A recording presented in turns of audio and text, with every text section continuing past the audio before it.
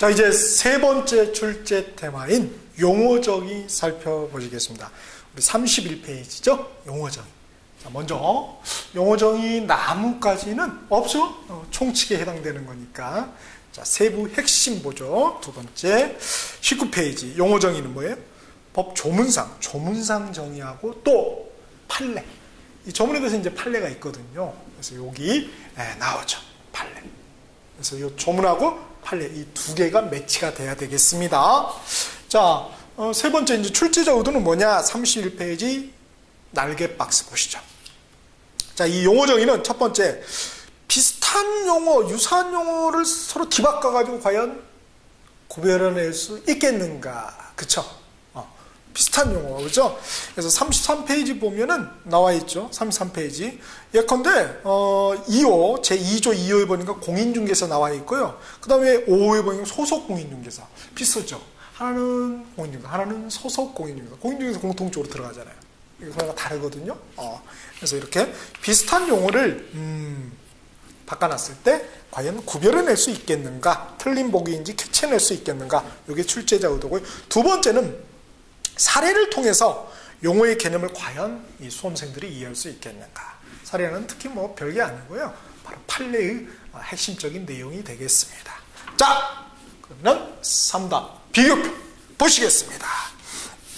33페이지. 자, 요거는 용어 정의는 법밖에 없죠. 리언과 칙은 없습니다. 제2조 정의. 이 법에서 사용하는 용어의 정의는 다음과 같다. 자, 용어의 정의에다 형광펜으로 밑줄 쫙 합시다. 하나 빼먹었네요. 앞에 우리 제1조에서는 그 목적 있죠? 목적에다 형광펜 합시다. 이제 형광펜은 단독 출제 테마다 이렇게 보시면 될 것 같아요. 자, 용어의 정의는 다음과 같다. 1호에 보니까 말이죠. 중개라 함은 이렇게 돼 있죠? 중개라 함은 제3조 규정에 의한 중개대상물 3조에 딱 정해놨어요. 법에서 딱 정해놨습니다. 그래서 뭐래요? 법정 이런 표현을 쓰죠. 그래서 법정 중개대상물에 대해 거래 당사자 간 우리 거래 당사자는 우리 고객들 간 고객을 뭐라고 그래? 중개의뢰인이다 이런 표현을 씁니다. 간의 매매 교환 임대차 우리 민법에서는 계약 또는 법률행위 이런 표현을 썼죠. 그 밖에 권리의 득실 변경에 관한 행위를 알선하는 것을 업으로 알선하는 것을 말한다. 알선에다 검정펜 놓으시자. 이게 중개에 대한 이 법 공인중개사법의 정의가 되겠습니다. 자, 그 시발점은 사실은 어디서부터 돼야 되냐면요, 바로 사무조 중개업이죠. 이게 가장 중요합니다. 자, 중개업에다 빨간 펜 밑줄 하시죠? 자, 중개업에다 빨간 펜 밑줄 하셨어요? 3호. 중개업이라 하면, 자, 검정펜. 다른 사람의 의뢰, 검정펜 밑줄 쫙 하시고요. 동그라미 1번 위에다 칩시다. 다른 사람의 의뢰에 일정한 보수, 검정펜 밑줄 하시고 동그라미 2번를 받고, 중개에다 동그라미 3번, 검정펜 밑줄 하시고요. 업에다 검정펜 밑줄 동그라미 4번. 업으로 행하는 것을 말한다. 중개업이 되려면은 이 네 가지의 요건을 충족해야 되는 것이군요. 그렇죠? 자, 다른 사람의 의뢰. 그래서 다른 사람은 누구 말하겠어요? 그렇죠. 중개의뢰인이죠. 중개의뢰인. 그래서 한쪽은 권리를 이전하려고 하는 중개의뢰인. 한쪽은 권리를 취득하려고 하는 중개의뢰인이 되겠죠. 그래서 그게 1호에서는 뭐래요? 거래 당사자 이런 표현으로 나와 있습니다. 다른 사람이 의뢰에 의하여 일정한 보수를 받고 이 중개에 대한 용어 정의를 바로 1호에다 기술을 해놓은 거죠. 이렇게 매치가 되는 거예요. 그 다음에 제가 계속 반복을 했는데 제 판단이 아니고 판례의 판단입니다. 로 행하는 것을 말한다. 그래서 이 업에 대한 정의는 없어요. 법 전문상에는. 그래서 이게 판례에 나와 있습니다. 그래서 왼쪽 페이지에 보시면은 32페이지 보시죠. 1번 동그라미를 업의 개념이 뭐라고 되어 있습니까? 업의 개념이 반복 계속 영업성이다 이렇게 되어 있죠. 반복 계속 영업성이다. 그래서 일단은 상대는 불특정 다수인을 대상으로 해야 됩니다. 불특정 다수인을 대상으로 한다. 그래서 어떤 판례가 있냐면요, 회사에서, 어떤 회사에서 자기 직원들의 복리후생을 위해서 이 직원들의 만을 상대로 주택임대차를 알선해 주는 경우가 있었답니다. 그렇죠? 그거는 중개업이 아니다. 왜냐하면은 불특정 다수인을 대상으로 하지 않았기 때문에. 그 판례가 하나 있다는 거 주의하시고, 그 다음에 이제 반복 계속이다. 그죠? 반복 계속. 저 반복 계속이 아니면은 업이 아니다는 거죠. 그쵸? 그래서 그 판례가 나와 있죠. 바로 위에 것도 그거죠. 밑줄 보. 반복 계속은 영업성이 없이, 이거는 중개에 불과한 중개업에는 해당되는 거야. 업은 아니다. 업이냐 아니냐는 뭘 가지고 판단한다? 반복 계속성을 가지고 판단하는 것이지요. 그래서 밑에 보시면은 판례 두 번째 거 보시죠. 반복 계속 이렇게 되어 있어.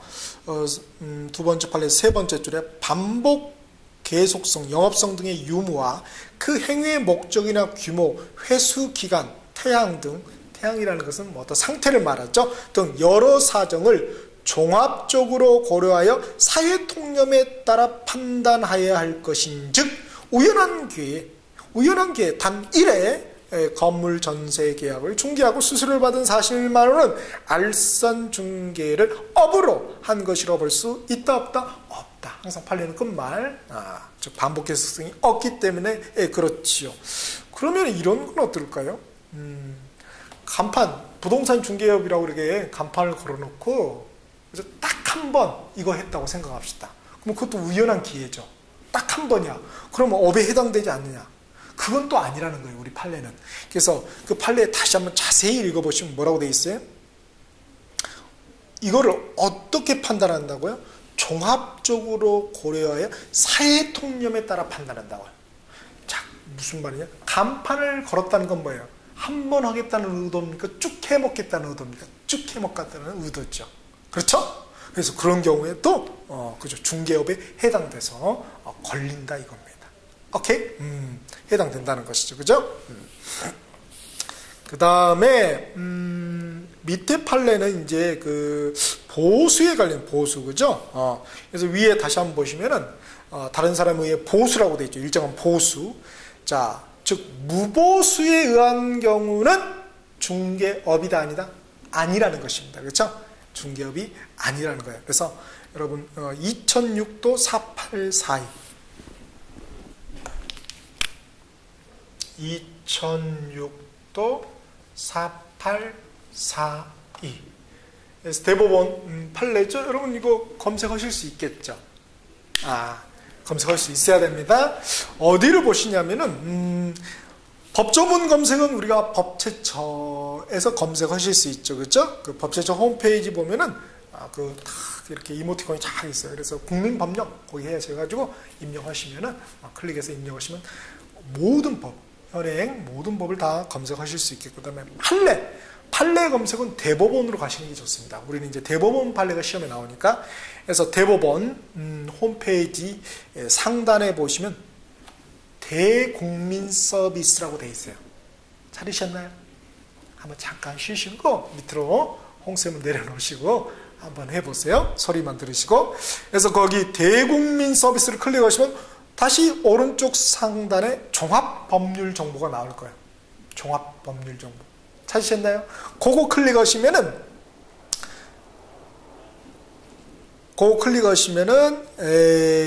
상단에 두 번째, 이제 상단에 바가 나와요. 두 번째가 뭐냐면 판례라고 되어 있어요. 그거 판례를 클릭하시면은 이제 검색을 하실 수 있는데, 기왕이면 상세 검색에다가 여기 이제 사건 번호거든요. 이걸 한번 넣어보세요. 쳐보세요, 한번. 타타타. 오케이. 그죠? 그러니까 저는 고기를 주고 싶지는 않아요. 물고기를 낚는 법을 여러분한테 드리고 싶습니다. 여러분 현에 실무에 가셔서 그런 유사한 어떤 사건이 있었어요. 뭔가 이게 조종 분쟁을 해줘야 돼요, 그죠? 그럼 내가 고기를 낚을 줄 알아야죠, 그죠? 그래서 정말 지식이 지금 평준화되어 있습니다. 누구나 다 알 수 있죠. 그래서 2006도 4842를 치시면은 딱 나올 것입니다, 그렇죠? 그러면 뭐라고 나왔어요? 두 개의 칸으로 보여요. 여기는 조그만 칸이고 여기는 넓은 칸이 나오죠. 이렇게 두 개의 칸이. 그래서 이 넓은 칸에 보시면 이제 판시사항, 판결요지, 참조조문, 전문 쫙 나옵니다. 특히 우리 출제 핵심은 두 번째 판결요지가 출제 핵심이 되겠습니다. 그거예요. 그거를 출제자가 갖다가 쓴다고요. 자기 컨닝 페이퍼로. 그렇죠? 자, 이렇게. 그래서 사실 출제자분 아마 이거 공인중개사법 이거 출제하신 분 시험 이렇게 다시 한번 몇 년 뒤에 그거 보라고 하면은 점수 과락 나올걸요? 시험 수험생이 제일 잘 봅니다. 진짜로. 진짜예요. 자, 그래서 이 판결요지가 출제 핵심이 되고, 그 다음에 그 왼쪽에 이미지들도 굉장히 좋게 잘 되어 있으니까 그것도 꼭 한번 참고해 주시기 바랍니다. 그래서 자, 그래서 2006도 484의 핵심이 뭐냐면요, 제가 적어왔거든요. 읽어드릴게요.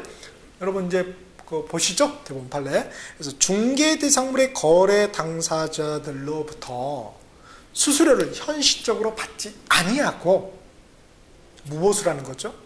단지 수수료를 받을 것을 약속하거나 거래 당사자에게 수수료를 요구하는 데 그친 경우에는 중개법에 해당한다고 할 수 있다 없다? 없다, 이겁니다. 따라서 처벌 대상도 되지가 않는다는 것이죠. 그렇죠? 오케이.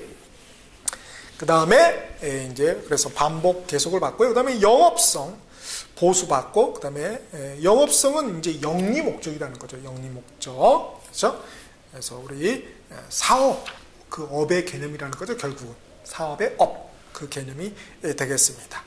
참고적으로 기타 판례는 여러분이 이것도 한번 쭉 보시면 좋을 것 같아요. 2000도 837, 2000도 837을 보시면 좋겠고요.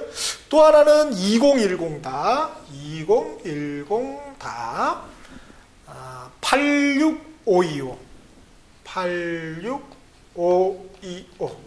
그래서 요 판례도 한번 여러분이 검색하셔가지고 다른 건 볼 필요 없고요. 판결요지 있죠. 꼭 한번 정리를 해 두시면 좋겠습니다. 그래서 32페이지 밑에 있잖아요. 공간. 이 책이 좋은 점이 뭐예요? 내용이 좋다기보다는 공간이 많잖아요. 공간에도 쓰시는 거예요. 내 책을 만들어야죠. 홍쌤 책이 아니라 내 책. 오케이? 자, 그렇게 보시면 되겠습니다. 자, 그래서 이 이제 중개업, 다시 이제 3단 비교표로 가겠습니다. 그래서 이 중개업이 가장 중요한 핵심적인 용어가 되겠습니다. 그 다음에 이제 2호 공인중개사는 뭡니까? 자격 취득원자를 말합니다. 자격이 있으면 다 공인중개사입니다. 꼭 중개업을 해야지만, 중개업을 해야지만이 공인중개사가 아니라 그냥 자격만 있으면 장롱속에 넣어놔도 공인중개사를 하려는 거예요. 그 다음에 4호 중개업자라 함은 이 법에 의해서 중개사무소의 개설 등록에다가 검정펜 한 자를 말합니다. 그죠? 즉 중개업자는 중개업을 하는 자라고 하면 틀리겠죠. 등록만 되면 된다 이거예요. 등록. 글씨가 써 있기만 하면은, 그렇죠? 글씨가 써 있는 게 등록이죠. 그렇죠?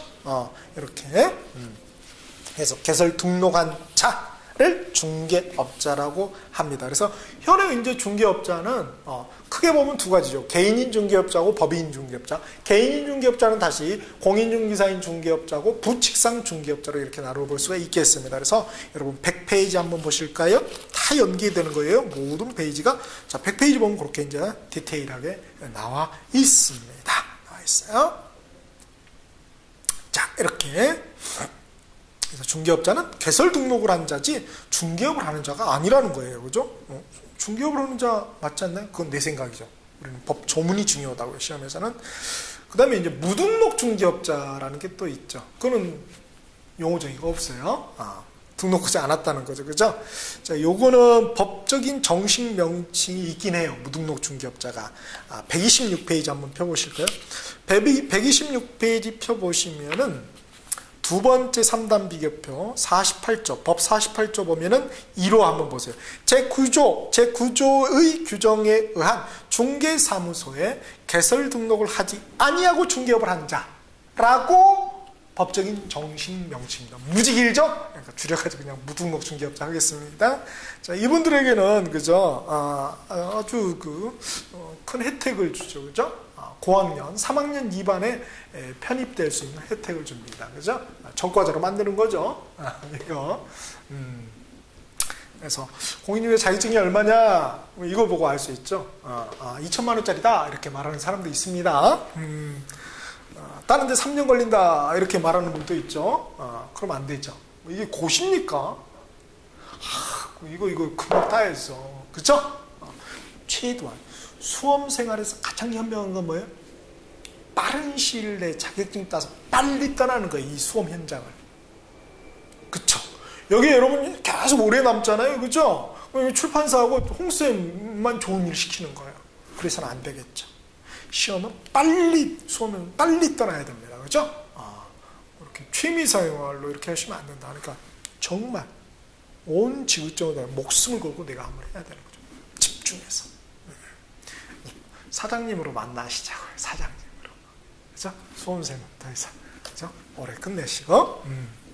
자, 그래서, 이렇게 돼 있고요. 다음에 이제 소속공인중개사 이렇게 돼 있죠? 소속공인중개사라면 공인중개사로서 중개업무를 수행하거나 중개 업무를 보조하는 자다. 자, 검정펜 밑으로 오실까요? 공인중개사로서. 공인중개사 이 말이 들어가네요. 그래서 위에 공인중개사하고 요 5호 소속공인중개사 구별을 해야 되겠죠? 중개업자에 소속이 됐느냐 안 됐느냐 이거죠.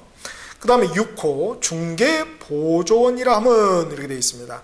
공인중개사가 아닌 자로서 검정펜 밑줄 자. 이 말이 빠지면 틀려요. 그래서 공인중개사가 아닌 자로서 중개업무와 관련된 단순한 업무를 보조하는 자다는 것이죠. 그죠? 이 말이 빠지면 무슨 큰일이 납니까? 공인중개사가 아닌 자로 빠지게 되면 뭐예요? 소속공인중개사 될 수 있다는 것입니다. 그렇죠? 그래서 구별을 해 두셔야 되겠어요. 그래서 이 5호, 6호 소속공인중개사하고 중개보조를 합쳐서 새로운 명칭이 탄생했습니다. 그게 이제 고용인이라는 명칭이죠. 우리 중개업자에 대비되는. 그래서 여러분 104페이지 한번 보실까요? 자, 104페이지 보시면 고용인 나오죠? 고용인에 신고해가지고 그렇죠? 이렇게. 따라서 소속공인중개사 플러스 중개보조는 고용인이죠. 그렇죠? 그러니까 시험에 이런 질문이 나올 수 있어요. 소속공인중개사가 아닌 고용인은 모두 중개보조원이다. OX? 5죠. 두 놈밖에 없으니까. 그렇죠? 또 이렇게 중개보조원이 아닌 고용인은 모두 소속공인중개사이다. OX? 5죠. 그래서 모두 이렇게 극단적인 어구가 들어갔지만 옳은 복이라는 거. 그렇죠? 이걸 주의를 하셔야 되겠습니다. 그래서 이렇게 이제 우리 출제자 첫 번째 코드가 뭐였죠? 유사한 용어 정의를 용어를 뒤바꿨을 때 구별할 수 있는 거. 그래서 유사한 게 뭡니까? 우리 다시 3단 비교 보시면은 1호 중개하고 3호의 중개업 비교하실 수 있겠습니까? 지금은 눈에 보니까 들어오지만 나중에 헷갈립니다. 그 다음에 2호 공인중개사하고 5호의 소속공인중개사 요걸 구별해야 되겠죠? 또 5호 소속공인중개사하고 6호 중개보조 역시 구별해낼 수 있어야 되겠습니다. 반드시 한 문제 나옵니다. 점수 주는 문제가 여러 나오죠. 공부하신 분에 한해서. 그 다음에 밑에 보면은요, 부정한 방법으로 개설 등록을 한 자도 중개업자이다. 그런가요? 거짓 부정한 방법으로 서류를 위조했어. 가지고 말이죠. 자격증인 거 다 위조해가지고 막 관련 서류도 다 위조해서 딱 했어요. 이게 이제 예컨대 여주시 같으면은 이 개설 등록 담당과가 어디 있냐면은 지적과거든요. 이 지적과에서 이게 걸러야 되는데 필터링을 못하고 미꾸라지가 통과됐어요. 가지고 부동산 중개사무소 그 등록 대장에 다 이렇게 등록이 돼 있습니다. 그러면 중개업자입니까? 기준은 뭐다? 법조문이다. 법조문의 중개업자를 뭐라고 그랬어요? 이 법에 의하여 4호 중개사무소에 개설 등록을 한 자를 말한다는 이거죠. 착하게 개설 등록을 한 자가 아니라 그냥 개설 등록을 하면은 그 자는 뭐가 된다고요? 중개업자가 된다고요. 따라서 이름이 올라갔으니까 부정한 방법으로 이렇게 했던 뭐죠? 중개업자가 됩니다. 그러나 이분들에게는 혼내지죠. 3학년 2반. 그죠? 절대적 등록 취소하고, 당연히 절대적 등록 취소죠. 그리고 3학년 2반에 편입될 수 있는 영광을 부여하죠. 그 다음에 두 번째 점 보죠. 이제 객관식 지문에 이런 거 나오면 헷갈린단 말이에요. 개설 등록증을 교부받아야 중개업자이다. 중개업자는 뭐라고요? 개설 등록을 하고 교부받아야 한다고 했으니까 그냥 개설 등록을 한 자입니까? 개설 등록은 그냥 한 자죠. 그러니까 이러면 틀린 보기가 되겠죠. 그렇죠? 항상 그 출제 지문 보기에 옳고 그름의 근거는 뭐다? 법조문입니다. 법조문. 오케이? 그래서 이 법조문을 갖다가 이렇게 이제 출제하는 교수님들이 연세가 좀 많이 드시잖아요. 그죠? 출제 오류를 가끔 있어요. 조문이 엄청 많다 보니까 노안이 오셔가지고 이렇게 그래서 출제 오류가 있는 경우가 있습니다. 그래서 한 2,000명이 더 이상 합격 그러죠. 고마운 분이죠. 그렇죠? 자, 이렇게. 자, 다음에 소속 공인중개사의 중개 업무 수행을 한다고 그랬잖아요. 지금 5호에 보면은 두 번째 줄에 로서 중개 업무를 수행하거나 이렇게 돼 있죠. 중개 업무를 수행하거나 이렇게 돼 있습니다. 그렇죠? 그리고 괄호에도 보니까 말이죠.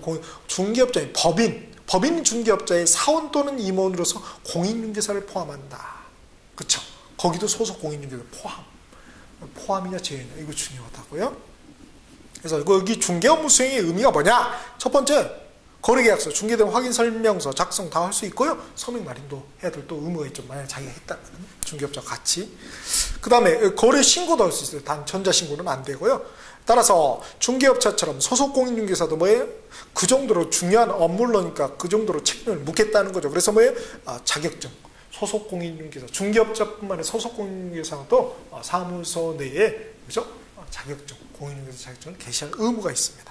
또 도장, 인장을 또 등록할 또 의무도 있다는 거예요. 그렇구나. 그러나 중개보조는 그렇지 않죠. 그렇죠? 그 다음에 부동산 거래 정보망에 대한 정의는 없지만은요, 이제 부동산 거래 정보 저 뒤편에 보면 나와요. 거기에 이제 중개업자 상호 간의 정보 공개 유통망입니다. 중개 의뢰인은 개입될 수가 없죠. 사용할 수가 없죠. 그렇죠? 자, 요렇게 하시면은 한 문제 맞추는 거예요. 와우, 이 정도까지 해야 되는 거예요. 예, 그 정도가 미니멈입니다. 제가 지금 미니멈만 해드리고 있는 거예요. 점, 쉼표 이런 것도 봐야 된다는 거예요. 사실은. 그렇죠? 그러니까 독하신 분은 이렇게 낼 수 있어요. 이 법상 용어의 정의는 법률, 시행령 및 시행규칙에서 상세히 규정하고 있다. OX 시행령, 시행규칙 없잖아요. 글씨가 없죠. X죠. 그 정도도 나와요? 나옵니다. 진짜로. 그래서 사실 이제 공인중개사법 이 과목이 전략 과목이기도 하지만은요, 오히려 오히려 이것 때문에 낭패를 배우는 경우도 있습니다. 진짜. 열심히 했는데 이런 식으로 나와버리면 정말 민법보다 더 어렵게 낼 수도 있어요. 부동산 학교보다 공법보다도 더 어렵게 내려면 낼 수가 있는 것입니다. 따라서 얼마나 지극정수를 해야 되는지 아시겠죠? 그렇죠? 자, 이렇게 해서 이제 봤고요. 다음에 이제 네 번째 우리 37페이지죠. 37페이지 중개 대상입니다. 중개 대상. 이것도 뭐 거의 매년 한 문제 출제가 되죠. 그렇죠? 그래서 여기 뭐 별표 3개 돼 있다, 뭐 1개 돼 있다, 안 돼 있다. 그래서 이렇게 하지 마시고 다 별표 100개라고 생각하시자고요. 그죠? 자, 중개 대상 요까지가 이제 우리 법령 첫 번째 나무의 줄기에 해당이 되죠. 자, 19페이지 한번 보시죠. 자, 중개 대상은 보니까 중개 가능하냐 불가능하냐 그 여부를 판단할 수 있는 게 그게 세부 핵심이 되겠고요. 자, 출제자 의도 보겠습니다. 37페이지 날개박스입니다. 문제에 주어진 예가 여러 가지 예가 주어지겠죠. 그 사례가 공인중개사법상 중개가 가능한지 불가능한지를 구별할 수 있는가 이거예요. 그거 만만치 않습니다. 연결형, 개수형 나오면 그냥 뒤집어지는 거죠. 개수형 나오면 진짜 어렵습니다. 그죠? 자, 그럼 요약 한번 볼까요? 요약해서 이건 좀 요약을 좀 볼 필요가 있습니다. 중개 가능 요건 이렇게 돼 있죠? 자, 일단 중개라는 용어는 어디에 나왔어요? 이미 법 2조 1호에 33페이지에 봤었죠? 그렇죠? 다시 한번 볼까요? 중개라 하면 법정 중개 대상물. 법정 중개 대상. 이거 중개 대상 알아요. 그래서 가능 요건은 사유해야 된다는 거. 그다음에 독립되게 거래가 하는 거고 중개의 여지가 있어야 된다는 것이죠. 그렇죠? 자, 그래서 두 번째가 이제 중요하죠. 중개 가능하냐 불가능하냐 이거죠. 자, 여기에서 중개 가능하다는 의미는 뭐냐면요. 적법한, 즉 적법하다는 것은 개설 등록을 한 거를 말하죠. 그래서 등록한 중개업자만 중개가 가능하다는 것입니다. 즉 진입장벽을 의미하는 거예요. 오른쪽 거 중개 불가능한 거 이거는 할 수 없느냐? 그거는 아니고요. 그러니까 진입장벽으로서의 개설 등록을 한 중개업자만 중개가 가능한 것이다 이런 의미예요. 중개 가능이라는 의미가 뭔지 아시겠죠? 그렇게. 자, 그래서 토지 당연히 되죠. 사도 사적인 도로 될 수 있습니다. 그러나 국유는 아니죠. 그렇죠? 그다음에 건물 분양권은 되는데 입주권은 또 안 된다. 주의하셔야 되겠죠? 비교를 해 두셔야 됩니다. 분양권이 뭐고 입주권이 뭐냐는 38페이지 날개 박스 보시면 자세히 나와 있습니다. 그 다음에 임모 명인 방법을 갖춘 수목이 집단은 되지요. 그쵸? 그러나 나무는 안 된다는 거예요. 나무는 즉 임목이라든지 그죠? 임목 이런 거는 그죠? 누구만이 중개할 수 있다는 거예요? 그렇죠. 개설 등록한 적법한 중개업자이 중개할 수가 있지 다른 사람이 이거를 중개해가지고 업으로 했다. 그러면 뭐야? 그쵸. 무등록 중개업자라서 3학년 2반에 편입될 수 있는 영광을 준다고요. 그죠? 그러니까 이 오른쪽에 나무를 우리 중개업자가 할 수 없다는 그런 의미가 아니라고요. 무슨 말씀인지 아시겠죠? 그 개념을 잘 구별하셔야 돼요. 물론 이제 법인 중개업자 같은 경우는 이제 겸업 제한이 있으니까 좀 다른 얘기가 되겠지만 그러면 이 명인 방법이 뭐냐? 명확한 인식 방법이다. 그래서 38페이지 날개 박스 보시면은 예로 표찰띠, 울타리 이런 것들이 해당이 되겠죠. 다음에 이제 요게 좀 어렵습니다. 광업재단은 중개가 가능한데요. 광업권은 중개가 불가능하죠. 그죠? 그래서 재단은 덩어리, 권은 그 일부의 하나죠. 그래서 덩어리로 한다는 것입니다. 그 다음에 공장재단은 가능해요. 그 광업권 옆에다 하나 써놓읍시다. 공업소유권. 공업소유권.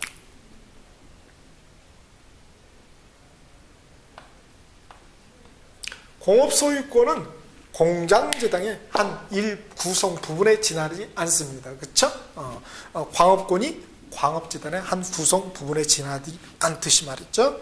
자, 이거 중개, 공업소유권 중개 불가능하고요. 그 다음에 기타 이런 것들 재단인데 재단이라고 또 다르죠? 어업재단 이런 것들은 또 안 돼요. 이 법상. 자, 다음에 이제 권리적인 측면에서 한번 보죠. 다음 페이지 보시면은 소유권 이런 거 다 가능한데 말이죠. 점유권은 사실상 지배하는 권리인데 그죠? 안 되겠고요. 그 다음에 지역권은 되는데 특수지역권은 안 되죠. 그죠? 특수지역권은 안 됩니다. 특수지역권은 우리가 일신전서권 이런 말을 쓰죠. 개인에게 그 사람 죽으면 끝나는 거예요. 또 그 사람에게만 있는 것이고. 그 다음에 유치권은 어떻게 되냐? 이건 좀 어렵죠. 그래서 유치권 이전 시에는 가능하다. 이전을 한다는 것은 법률행위를 했다는 거죠. 우리 법률행위 개입 여지가 있잖아요. 그죠? 우리가 법률행위 중개하는 거니까. 그러나 유치권 성립은 법률의 규정에 의한 거기 때문에 할 수가 없는 것이죠. 상속 중개할 수 없는 것처럼 말이죠. 다음 저당권 가능한데 보니까 질권은 이제 부동산에 관한 불가한 물건이기 때문에 안 되겠고요. 저당권은 원래 중개가 가능한데 토지의 일부에 대한 저당권은 중개가 불가능하다는 거예요. 그렇죠? 왜? 토지 일부는 저당권의 객체가 될 수가 없다는 거예요. 역시 토지 일필의 일부의 소유권 이것도 안 되겠죠. 그렇죠? 그러나 토지 일필의 일부에 대한 용의권 그렇죠. 용익국, 용익물권하고 용익채권, 용익물권의 지상권, 지역권, 전세권, 용익채권의 임차권 이런 거는 중개가 가능하겠지요. 그 다음에 이제 보시면은 쭉쭉 보시고요. 가압류, 가처분 이런 거 중개할 수 있죠. 좀 위험해서 그렇지. 그죠? 할 수 있죠. 그죠? 가짜니까 이렇게 할 수 있습니다. 자, 이렇게 쭉 상가 권리금 이런 건 아니고요. 분묘기지권 이런 거 아닙니다. 그렇죠? 그래서 중개 가능, 불가능 얘기를 잘 구별을 해 두셔야 됩니다. 자, 제일 중요한 것은 3단 비교법입니다. 보시죠. 자, 법 제3조입니다. 중개 대상물에 형광펜 밑줄 쫙 하시고요. 의 범위입니다. 이 법에 의한 중개 대상물은 다음 각호와 같다. 1호 토지, 2호 건축물, 그 밖에 토지 정착물, 3호 그 밖에 대통령령이 정하는 재산권 및 물건이다. 대통령령이 뭡니까? 바로 시행령을 말하죠. 제2조 중개 대상물의 범위. 공인중개사법 제3조 제3호의 규정 왼쪽 걸 말하죠. 다른 중개 대상물은 다음 각호와 같다. 그래서 1호 임목에 관한 법률에 따른 임목, 2호의 공업, 공장 및 광업재단 저당법에 따른 공장재단 및 공업, 그죠? 광업재단 이렇게 된다는 것이지요. 자, 이제 임목이 좀 어렵게 나오면 밑에 보니까 임목이 과연 나무 중에서 임목 등기부에 등기가 된 것을 갖다가 뭐라고 한다고요? 임목이라고 한다고요. 그죠? 그걸 어떻게 알 수 있냐 보니까 토지 등기부 표제부만 봐도 알 수 있다고. 임목 등기부를 봐도 알 수 있겠지만 임목 등기부를 안 보고도 토지 등기부의 표제부를 봐도 알 수 있다. 갑구나 을구 하면 틀리죠. 그 다음에 토지 소유권 지상권의 처분의 해오는 임목에 영향을 미치지 않는다고요. 임목은 별개의 부동산이라는 것이지요. 독립된 부동산이라는 것입니다. 그렇죠? 별개의 것이다 이거죠. 자, 그 근거는 오른쪽 페이지 임목에 관한 법률의 3조 3항에 보면 토지 소유권 또는 지상권의 처분에 임목에 영향을 미치지 않는다고요. 그죠? 1항에 보니까 임목은 부동산으로 본다고요. 별개의 부동산을 본다고요. 그죠? 그래서 임목 소유자는 2항의 토지와 분류하여 별개니까 임목을 양도하거나 저당권의 목적으로 할 수도 있다고요. 탑법. 선생님 이것도 나요? 네, 지문했습니다. 독커죠. 그죠? 독커입니다. 다 그 정도까지 우리가 다 커버를 해야 되겠다는 거예요.